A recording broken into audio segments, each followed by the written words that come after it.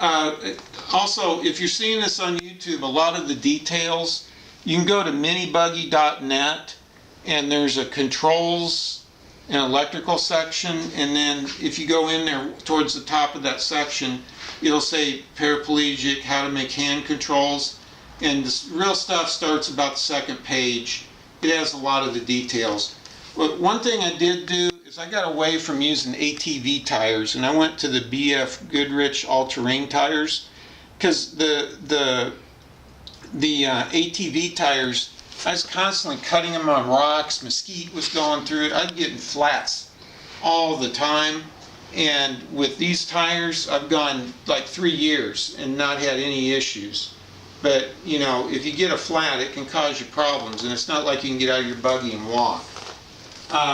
Then the steering, this is the Charlene steering box here. It's driven by the power steering pump.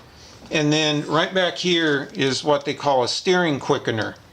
And what a steering quickener does is they sell ones that are 1.1 and a half or 1.5 to 1 and 2 to 1.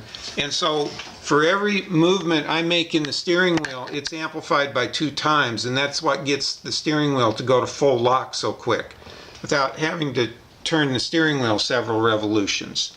And you really got to have this, because when you go to a reduced lock, you know, amount of rotation of steering wheel, you're losing leverage, and the kickback will break your wrist.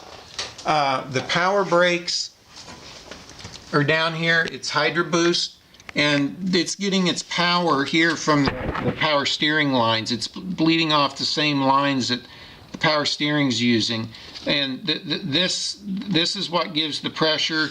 I just got a wheel well master cylinder back here, and I've got this all rigged for the rear. I could get the front brakes to work good enough. Then I've got a slave cylinder set up over here, and there's a lever arm that the slave cylinder pushes on, and you can kind of see that moving. I'm pulling the rear brake lever in right now, and you can see it actuating the Hydro Boost master cylinder.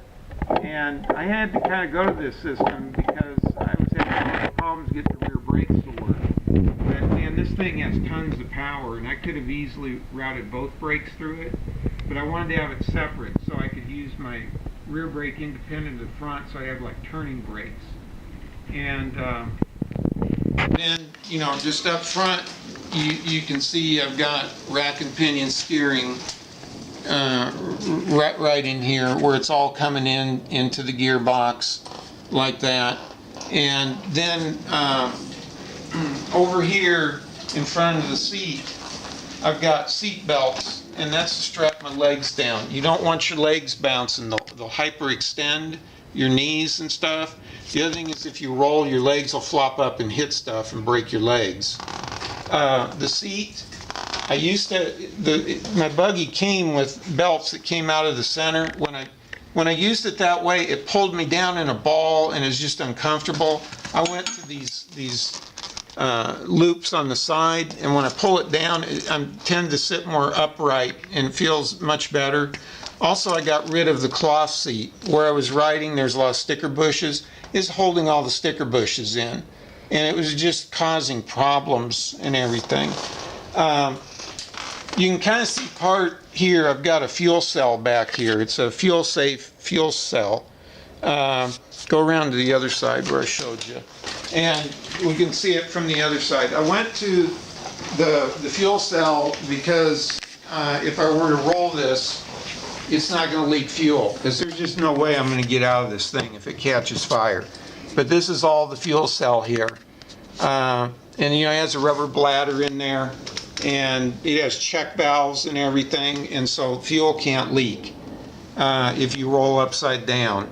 And so I just kind of did that for a safety concern, because there's just no way you're getting out when you're paralyzed. Then let's see, back over here.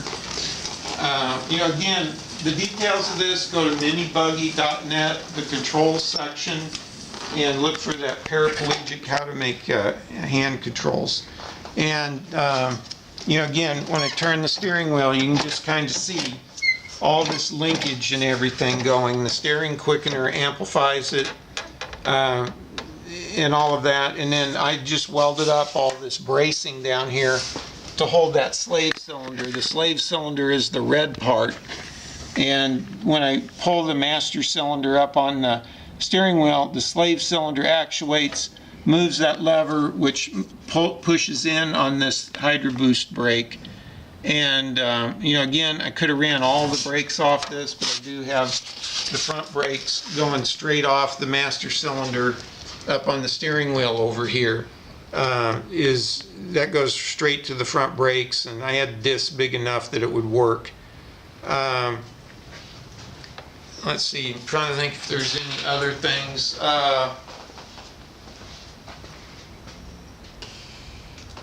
Yeah, I think that'll pretty much do it. You know, if you have questions, you can probably put post in on that minibuggy.net. But you have to be a member to look at the pictures, so you'll have to join the website if you're wanting to look at stuff on how to do it. But I'm a T4 paraplegic, paralyzed to my armpits, and so that'll kind of give you an idea